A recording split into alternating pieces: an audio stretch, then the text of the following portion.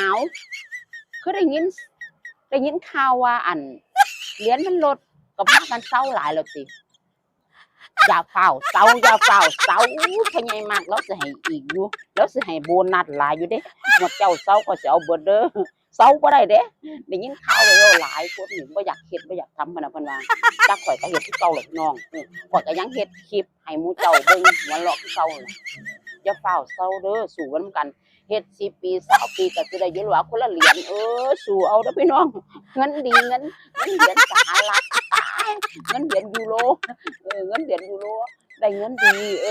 ได้มื้อบ่ถึงเซ็นก็เจ็บไปเงินไทยไ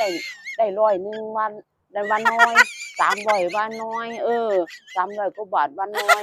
รายวันนี่จะสิมาเห็นเงินเซ็นสู้เอาสู้ไปนำกันก็ได้หลายคือเก่านั่นล่ะแต่ข้อยก็บ่เซาเด้10 ปี20 ปีก็เฮ็ดจังซี่ล่ะคนมันมัก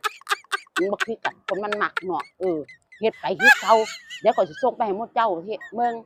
เซาเฮ็ดก็เบิ่งของข้อยนี่เด้อเจ้าเซาเฮ็ดจักเบิ่งโลดข้อยสิเฮ็ดส่งเจ้าซุมื้อเลยล่ะข้อยเก็บเงินเซ็น